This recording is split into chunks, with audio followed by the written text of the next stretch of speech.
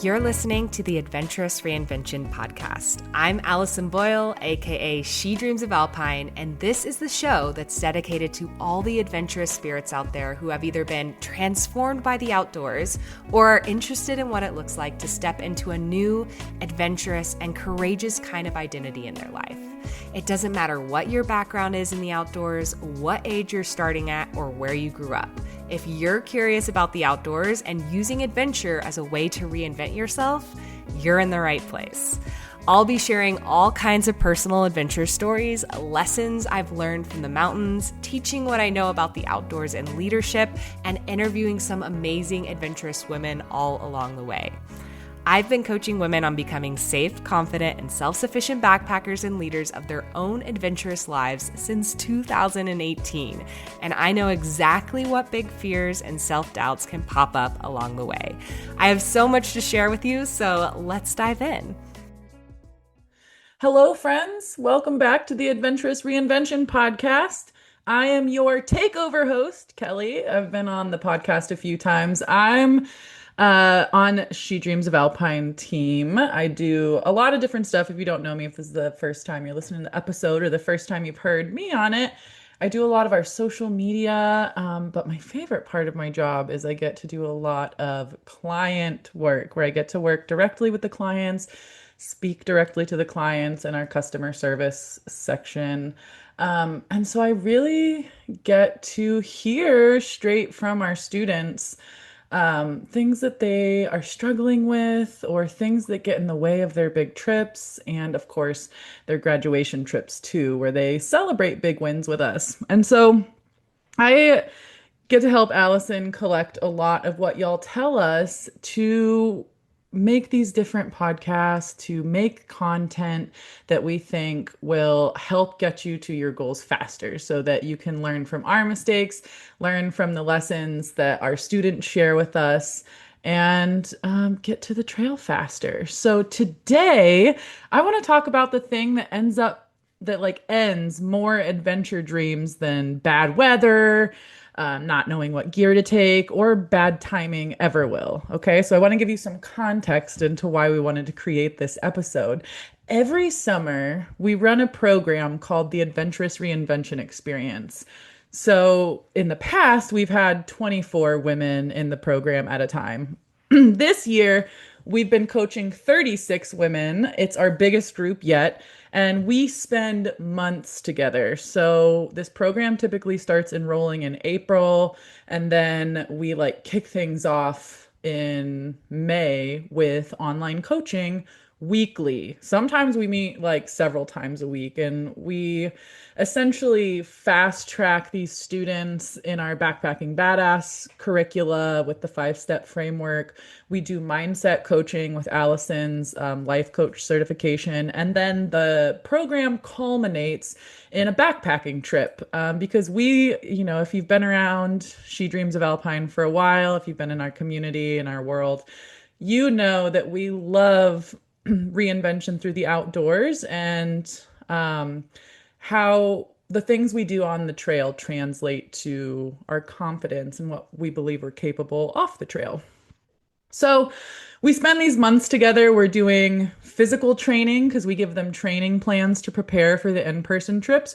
We're doing coaching calls that are both on the life coaching mindset side of things, as well as the outdoor education and preparing them for a backpacking trip. So the other day I just did a meal planning lesson that was almost 2 hours long.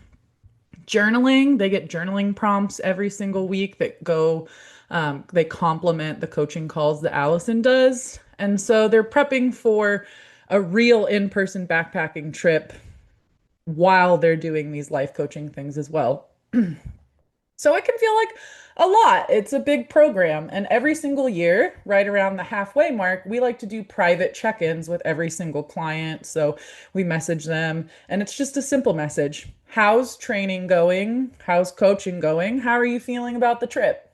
So just to get a temperature gauge on our clients, because we know around the halfway mark, because it is a pretty robust program, we know that our clients are probably feeling a certain way. And Every single year, without fail, we get some version of the same handful of answers back to, how are you doing with everything? So I'll read you a couple examples. I feel behind. I missed some training and now I'm feeling a little bit worried. It's not going how I expected. I didn't think I'd be the one to start falling out of the program, but here I am. I'm not showing up how I thought I would, and it's making me feel like a failure. And some people even say like these feelings make them want to give up on the goal, on this big goal that we've claimed. Different lives, different bodies, different ages, different women in different countries, different reasons life is getting in the way. And somehow we still get the same messages back almost every time. So, if you've felt that way about backpacking or honestly about anything you've wanted badly enough to actually start, I want you to stay with me for this one because I don't think the problem is what you might think it is or what our clients sometimes think it is when they get into these programs or big goals. So, here's the thing we've learned over the years of working with backpackers around the world and of all ages. It is never actually an education problem. It's rarely even a gear problem or a fitness problem, even though that's where the story always goes first, about why people think they can't get into backpacking. What it really is a perfectionism problem. Here's what perfectionism actually sounds like in real life, in real messages that we get from the clients, right? I'm not keeping up with my training plan as well as I wanted to. I was off a week, or I had a family vacation, or somebody in my family got sick and I needed to caregive for them. I'm not journaling as often as I should. A lot of shoulds we get. I'm feeling a little behind on everything. I'm not putting as much into this as I wanted to. And some people just say that they're not where they want to be, or they're not where they expected they would be in the program, in the training, in a goal that they have. So I want to explain the pattern. We set a big goal. That's the exciting part. It's fun to dream. It's fun to sign up for something. It's fun to picture ourselves at the summit or at the lake or wherever we're headed.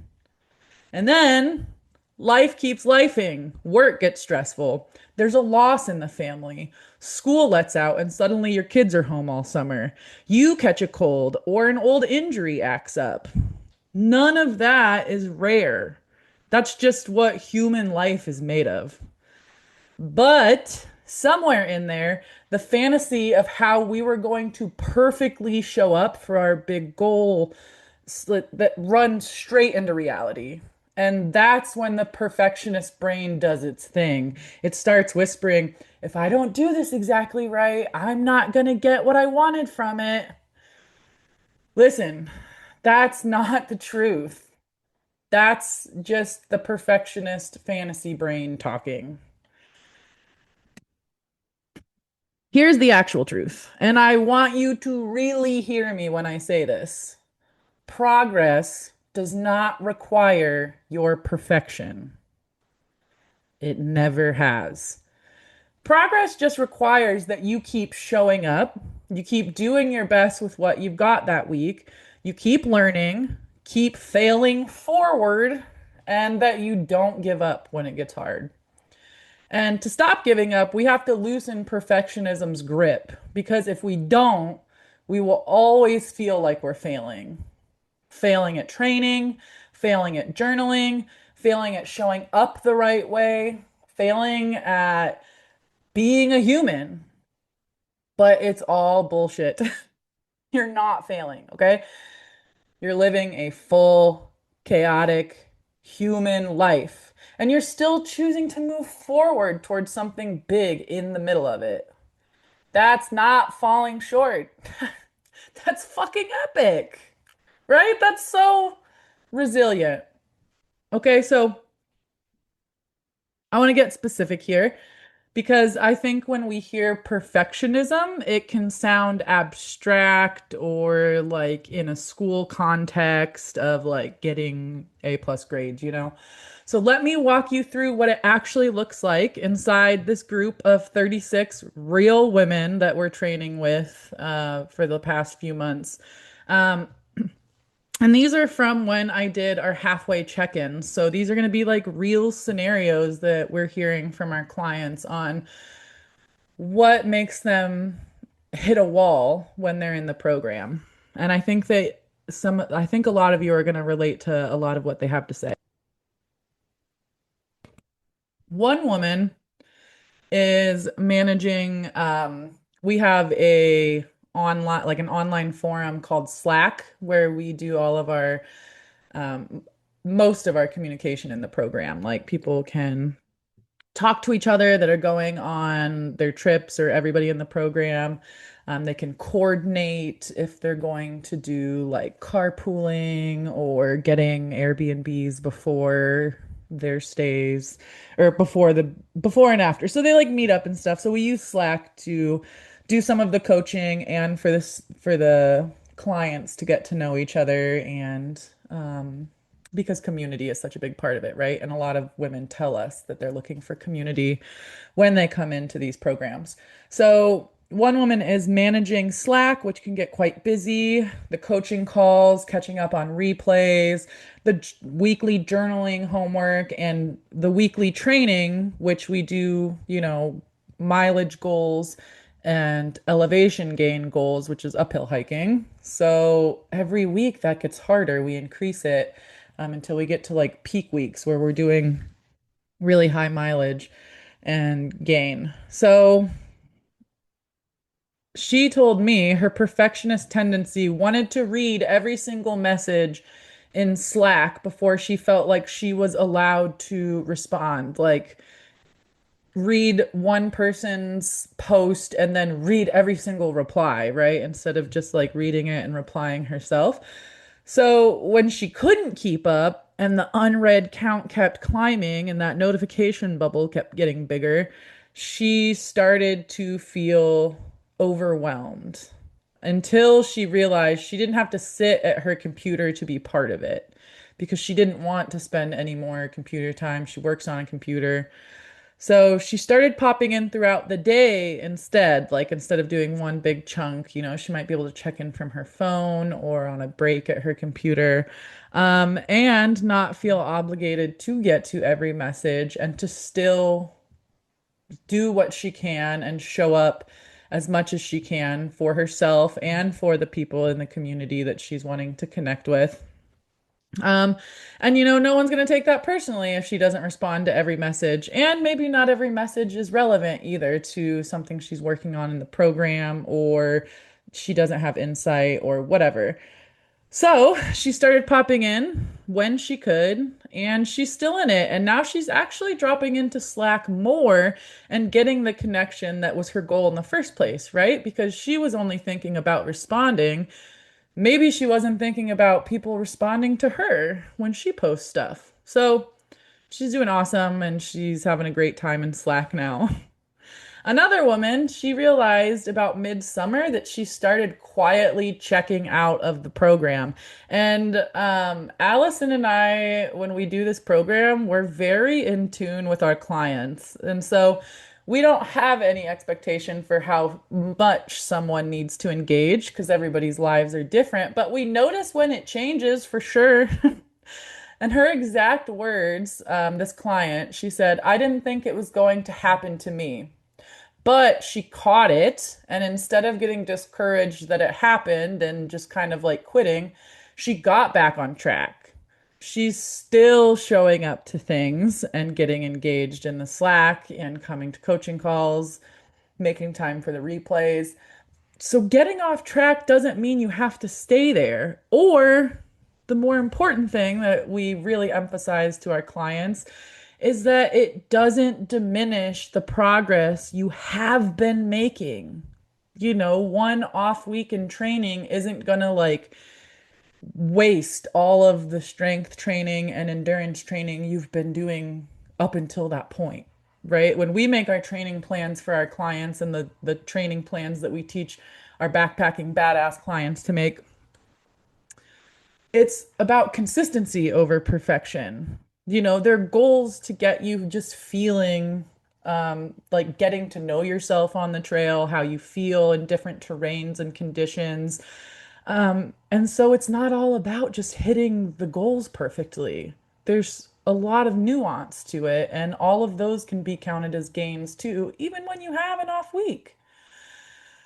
Another client came to the group when she was feeling indecisive about going out on a training backpacking trip. Because when the training plans get higher and higher in our goals, we encourage people to go on like shakedown hikes. So that might be planning a one night backpacking trip where you're hiking for 2 days to pack in some mileage. And it's a great way to test out gear. So one of our clients wanted to do this, and she was turmoiling a little bit because she felt like she made the wrong decision on like which weekend she picked because she was busy. She wanted to make sure all of her things were going to be done before she left this trip, which is a very responsible decision. But then the weekend that she stayed home to work, the weather was perfect. And the weekend that she had planned her backpacking trip, the weather looked like it was going to be rainy. It wasn't going to be storming. She checked conditions and like followed our guidelines on making those safety calls. And so she knew that it would be safe to go out, but she was worried it would be miserable. And right, this happens to a lot of us, even on day hikes. Like, we don't want to go out when it's drizzling or when it's cold or when it's snowy. Like, we want to go out when it's a comfortable temperature and it's a little bit sunny and it's a little bit overcast and it's just comfortable. Um, but she came to the group with it and she was talking about her indecision and her disappointment, of course, because deciding if you're going to cancel a trip or not that you've been looking forward to comes with like a slew of disappointment. And so she got encouragement from the group. She got coached by the coaches on like her safety calls. And people were like, hey, we think you should go out, and we would all bet you're probably going to have a good time because the way you're feeling now, if you show up to that trip, we think you're going to be really proud of yourself, even if you're stuck reading in your tent for 2 days. And so the the group essentially unanimously encouraged her to go out, even if it rained a little. And again, safe conditions, not storming or anything. And we do teach weather safety in our programs. And then she came back and reported that she had an amazing time. I think she took out, maybe it was her sister, if I recall correctly, but she took someone else out with her. So she led someone. The weather turned out perfect. Like, the forecast went to be like from rain to very comfortable and like decently cool, I think. So she felt so much pride and calmness no matter what the condition was going to be, for simply deciding she could go backpacking in less than perfect weather and still get some value out of it, still enjoy being in nature. And I actually remember a time where I was like a training hike day for me. And I did not want to go out. Oh my gosh, it was raining. I was busy that week. And I was like, you know what? I gotta go out. And it was drizzly, and it ended up being one of my favorite training hikes because I got to see nature a little differently than I do every day. There were different wildlife out on the trail, like there was an endangered turtle that was right next to the trail, and I'm definitely a turtle girl, so I was like crying over it, taking pictures, and it was just like eating, you know? So you might surprise yourself both like in what you're capable of and how much you might enjoy something even when it's not how you perfectly envisioned it. Right. So another woman was telling me she's lived 70 years with a pattern of joining things with big enthusiasm and then finding a reason to quietly bow out, to like excuse herself out of it. And she told me flat out that this is the exact pattern she signed up to reinvent. She's nervous, she's scared, and she's also still here.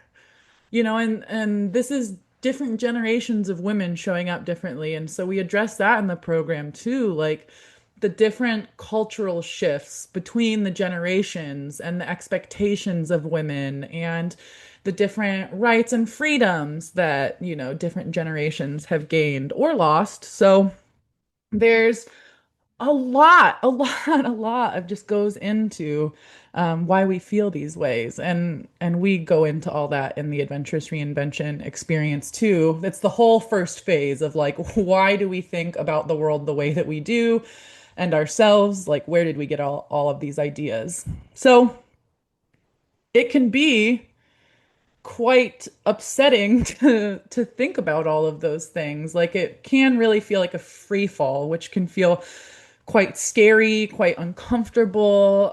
You come to like, revelations about yourself or the people around you. So it can be some pretty intense work. But this client, despite her patterns and still feeling like she's running into them, she's still engaging, even when it's uncomfortable and even when she feels embarrassed. And something that I talked about with her is that I like went to my therapist last month or something, and I was like, "Oh, I don't like that I react XYZ like when this happens. I don't like that this is my reaction to when things like this happen. How do I stop that?"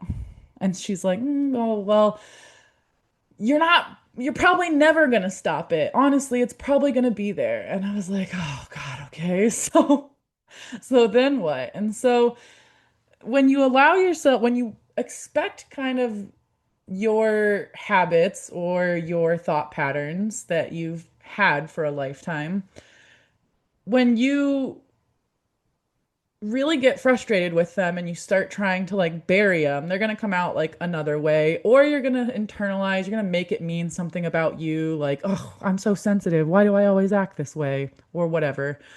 But when you accept that that's just part of the process, it's just part of the deal. When I'm getting out of my comfort zone, this is going to happen. Then you can start letting those feelings talk and then being like, okay, well, what about this thought? You can actually decide what to think about it because your thoughts influence your feelings, which drives your action, which gets your results, right? So it's a mindfulness thing. When you're catching yourself in those cycles, you can move through them quicker. And you don't have to be judging having those feelings or thoughts. You don't have to judge yourself or wherever they came from. You can just treat them like weather. Oh, there's that cloud again. Well, it'll pass. Or, like I know that cloud's not permanent. Or that's a mirage. I know that's not true. So, uh you can still show up uncomfortable. You can show up nervous. You can show up anxious. You can show up embarrassed, and you can survive those feelings, right? Like, especially if you're a hiker and you've like hauled yourself up mountains or into the wilderness and you've taken care of yourself. Like, what's a feeling, right? You're strong enough for that. All right. Another client is navigating a life-altering family loss in the middle of her training block. Someone in her family died. So she was, of course, feeling behind and navigating life while mourning. So, it's something where she was closely related to the person, having to help with the end of life caregiving as well as the aftermath of a death and dealing with that. So she said she said it herself, "I'm at a loss on the coaching part and I need it." So she's still showing up to ask for it.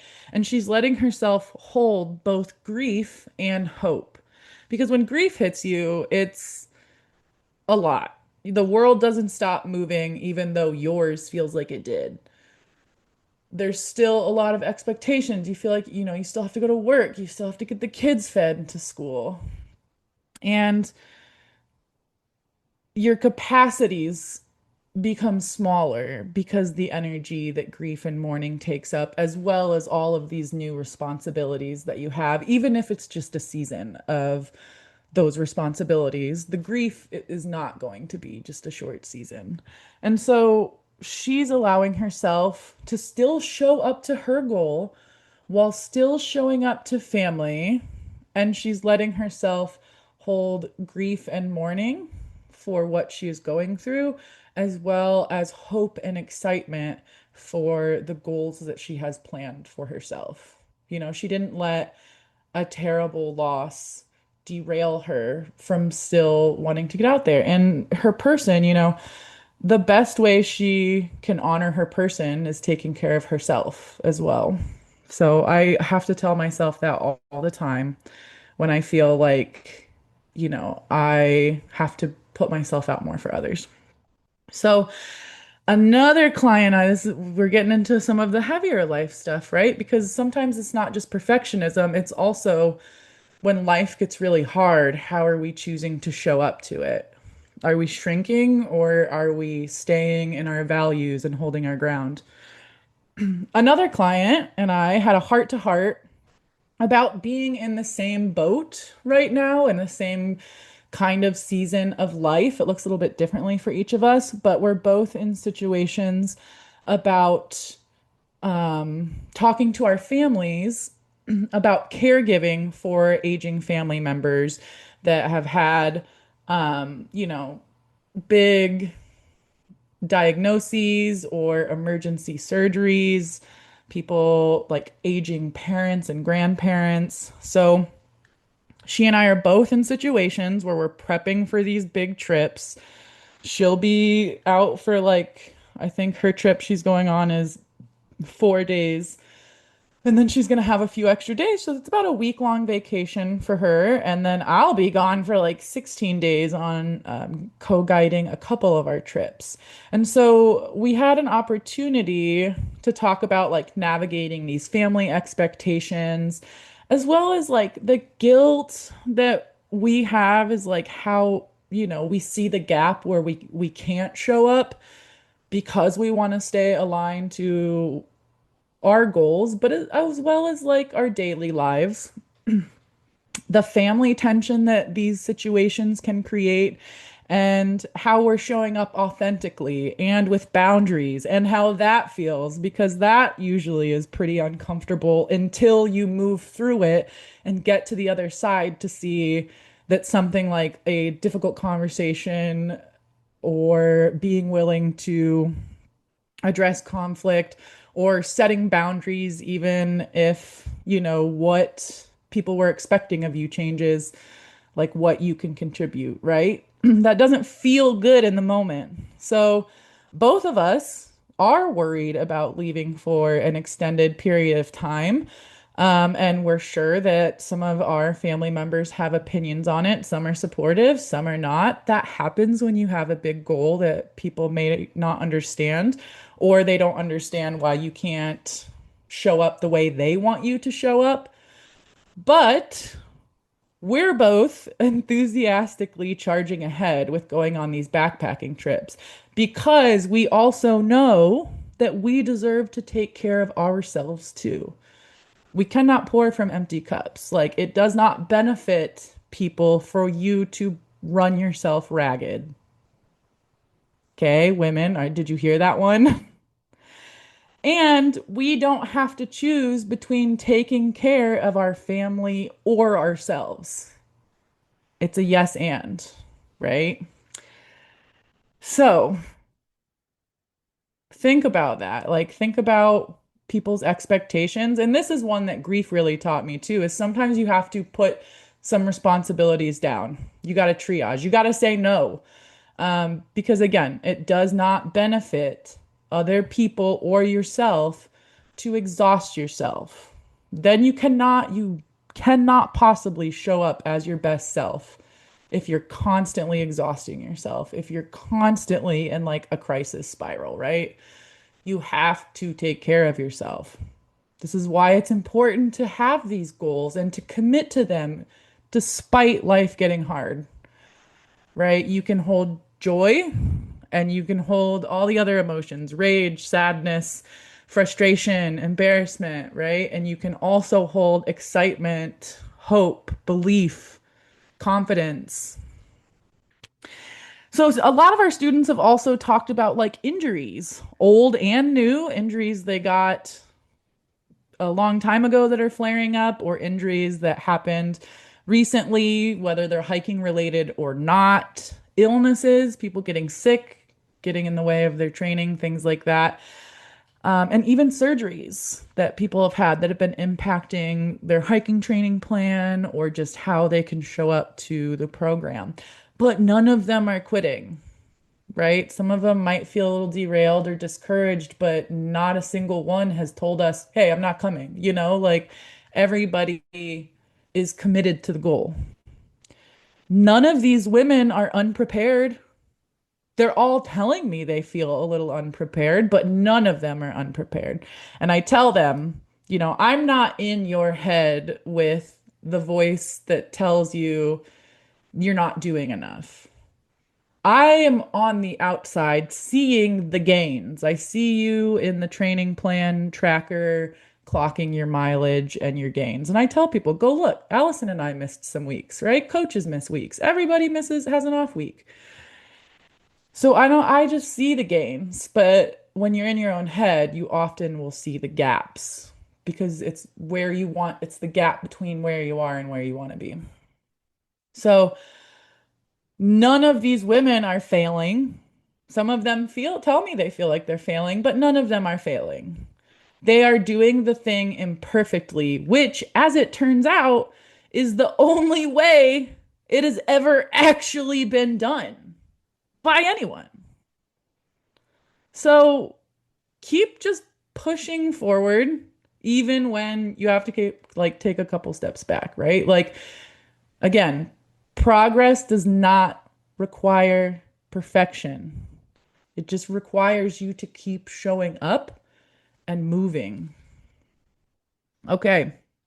So if you're in this right now with backpacking or with any big thing you set out to do, career change, selling or buying a house, moving, doing van life, whatever big goal, whatever things you're just like, oh my gosh, I want this in my life. Here are the 3 shifts we walk our own clients through when the I'm behind or like regretful feelings start to show up. Okay. Number 1, do B minus work, not perfect work. I would even go out to say, on occasion, go ahead and do some D work. Just do whatever work. It doesn't have to be perfect, it just has to be done. Our team is full. I mean, we've got 3 people on our team, but we're all recovering overachievers, right? We're all very highly driven women that probably were a little too driven earlier in our lives and we burnt out a little bit. I was working for government parks. Allison was an engineer. Kate was working as like a big name like sportscaster. Like she worked with the Chicago Bulls. She's so cool. So we were all these like we still are these badass high achieving women, but in those mindsets we were overachieving because we were in these places where we felt like success was defined a certain way. Maybe we felt like we were women with something to prove, but because we were all in very male dominated industries. So our team understands being a recovering overachiever, and now we all love getting scrappy. Kate is our like infamous non-planner. She hates planning, but she literally lives outside and travels the country to guide rock climbing. She's badass. Allison and I, when we like launch these like solo hiker summit or the Your Adventure era, like our free events, we were getting scrappy with some of that. Or like right now, she's launching our Confident Backcountry Leader Blueprint, and she is building the program with feedback from the clients and she's teaching it from like notes. She doesn't have a slide deck. And if you've been around She Dreams of Alpine, you're probably like, wow, y'all do amazing work, right? Like we get tons of feedback. We love hearing from y'all, and it means a lot to us when you tell us how helpful these resources are. But we want you to know sometimes we get scrappy. Sometimes we do our like minimum viable plans where we're just like, let's do what we can and put it out there. Because putting something out there is better than us not showing up because we couldn't do it how we like perfectly envisioned. And there have been times where we like took on a little too much on projects and we're like, okay, you know what? We're going to drop a couple things. That's where it gets to be our B minus work because it's not where we planned it, but we still, instead of being like, oh my God, we can't do this because not everything's done, we take a breath. We're like, well, we got a lot done already. So you know what? Let's launch it. So we would not be able to bring you some of the badass events and content that we do if we didn't get scrappy and just put it out there. If Allison didn't just film like videos when she was doing van life from coffee shops and tethering to like Planet Fitness in the parking lot, like we wouldn't have the Backpacking Badass program. This podcast wouldn't exist if Allison didn't move from perfectionism to getting a little bit scrappy to keep following goals, right? You don't need the flawless training log. You don't need to nail every workout or every mile or every meal plan. You just need to keep moving forward. Even if this week's version of showing up is B minus or even D effort, being able to adjust for whatever season of life you may be in will always beat a perfect plan that you abandoned. Okay, this is our second shift. Build yourself an MVP plan. This is minimum viable plan, but it's also your MVP plan because it can be your most valuable plan if it's the only one that like is between you and not doing it. So maybe your ideal week has you hiking, doing strength training, and journaling like every single day. Great, that's a fantasy. Now ask, what's the non-negotiables that you need to get done? So I've been telling our clients this summer when they feel like there's just a lot, like more than they feel like they can manage in a week, I tell them to triage. I give them the timeline of the program, what they have access to, and I say, what do you want to get out of it? Like, do you need the life coaching more because you'll have that for less time than you're going to have access to all of the replays? So we talk about what they want to get out of the program and then kind of the steps from there on what to focus on and then go back to stuff, go back to the journaling prompts. They'll have those forever if they print them out. So, like, for example, if you feel good on mileage, like you've been hitting your mileage goals, you've looked at the backpacking plan and our daily mileage is in your wheelhouse. It's comfortable for you, but maybe you're worried about the uphill hiking or you're worried about the cardio because you're going to be up, at 10,000 feet of elevation and we're going to be huffing and puffing a little more because I tell clients the air is diet up there, lower oxygen content. You're going to like have a little mind drama that your training didn't work. It did. So, if you feel good on mileage, but you're worried about that cardio uphill, prioritize elevation training on steep trails or treadmills, right? Like, don't go for distance that week, go for the cardio.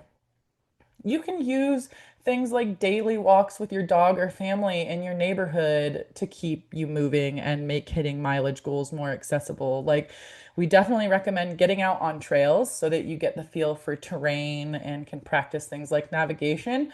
But like Allison and I both fill in our training plan with daily dog walks. We both walk to the parks that are like right near where we live and walk our dogs. I have an old dog, so I my dog walks are shorter. Her dog walks are a little longer because she's got like a 1-year-old dog. So you can use accessible to you, like walking right out your front door, right? Like, can you go on a mile walk and make that a daily practice? Make plans that are sustainable and actually fit into your busy life. not the perfect plan that you think you should be doing. That's the thing that actually transfers to the trail, making something that's like sustainable and a habit that you can consistently follow rather than perfectly follow, or getting into a habit of when you fall off the bandwagon, when you go on vacation and your meal plan tanks, or you have to help your family out more, or your kids are home from school, then you need to learn the practice of picking yourself back up and getting back into it without judging yourself, right? And it helps us, like me and Allison and Kate and our clients, to think about things in seasons, right? Like we're nature girls. So we're always like taking inspiration from nature. So when you remind yourself it's not forever or that it's just a season, like it doesn't feel as heavy, right? So these things are the things that actually transfer to real trail skills and real life confidence. And put these things on your calendar, make them non-negotiable. Let people know, hey, sorry, can't do that. I've got a training hike.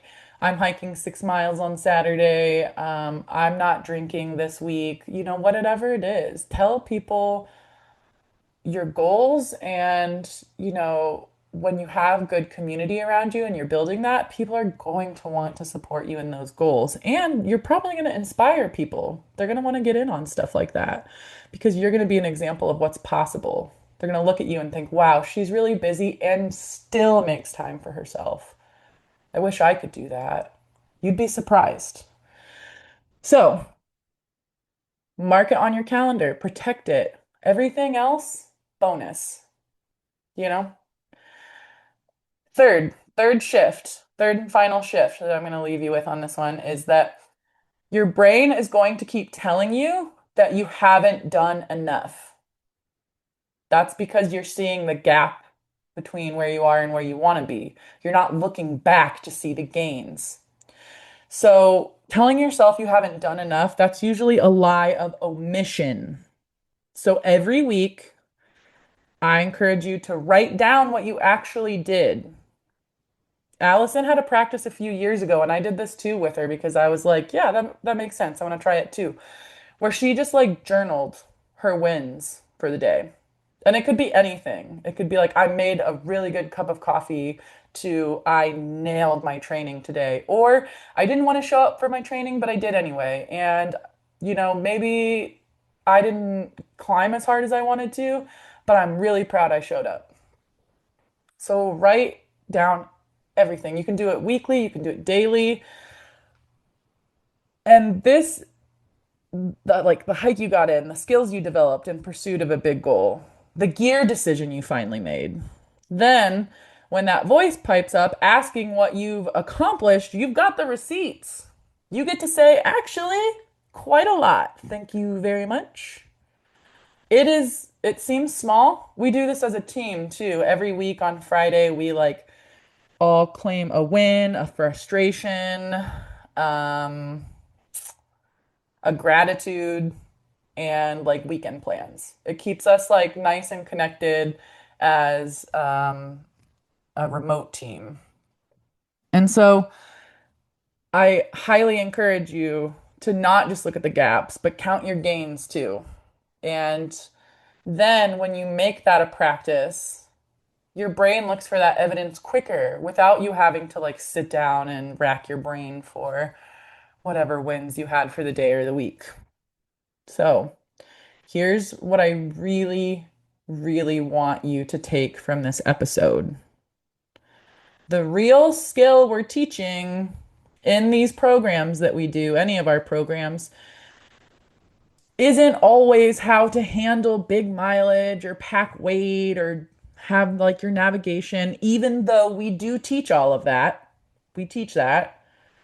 But I think personally, as somebody who has worked in the outdoor industry for a long time, what sets She Dreams of Alpine apart is our commitment and our belief in the mindset work as being a core skill that most outdoor educators will not talk about. They'll talk about survival skills. They'll talk about gear that you need. It's the lists that you need, but very few of them talk about the actual mindset skills. The real skill is whether you can keep choosing the goal on the weeks it doesn't feel good, on the weeks you're behind, on the weeks your body and your life throws you a curveball. And yes, even those catastrophic, life-altering moments. Because that, not a perfect training log, is what actually gets you to the trailhead. And it's what gets you to the next trailhead after that, and the one after that, and the one after that for the rest of your life. So if you've spent years starting things with real enthusiasm and quietly finding your way out the back door when it stopped feeling easy, I need you to hear this. That pattern is not a character flaw. It's simply a habit. And habits can be reinvented, same as everything else we do out here. You are not failing at this. You're proving in real time that you don't have to be perfect to keep going. And that's the whole point. And it's so, so, so powerful on the trail and in everyday life. This kind of resiliency truly is life-changing. I promise you that. So here's what I want you to do with this episode. Okay? A little bit of homework. Think about the one place in your life right now where you've been quietly telling yourself you're behind, or you're not doing enough, or not showing up the way you thought you would. Doesn't have to be backpacking, it could be anything. Then tell yourself, just because I'm doing more, just because I could be doing more, doesn't mean I'm not doing enough. Just because I could be doing more doesn't mean I'm not doing enough. And ask yourself, what happens when you become the type of woman that stays in pursuit of her big dreams, even when life gets hard? Your homework is to go find out. And if you've been circling the idea of doing this with real support instead of white knuckling it alone, that's exactly what, honestly, all of our programs exist for. Adventurous Reinvention Experience, Backpacking Badass program, our Confident Backcountry Leader Blueprint. There's no perfect training log required. You don't have to watch every live training that we do. It's just women around the world showing up imperfectly together. And so I'll have Allison drop some of that info and the wait lists in the show notes. But thank you so much for hanging out with me today, and I hope that you go to find out what type of women you are when you stay in the pursuit of your dreams. I'll catch you the next time. Bye. Hey, I wanted to thank you real quick for tuning into the show and listening all the way to the end. If you love this episode and you want deeper support in becoming a safe, confident, and self-sufficient hiker and backpacker, then head over to shedreamsofalpine.com/waitlist to learn more about our Backpacking Badass coaching program, where I teach you absolutely everything you need to know to be self-reliant on the trails and stop waiting around on others for the adventure invite. So I'd love to help you more in your journey of stepping into your adventurous identity, and that program is the absolute best place for us to start working together. So again, that's shedreamsofalpine.com/waitlist, and you can learn all about it there. So that's it for today, folks. I hope you get to spend some time outside this week, and I'll be back very soon with a brand new episode. Bye.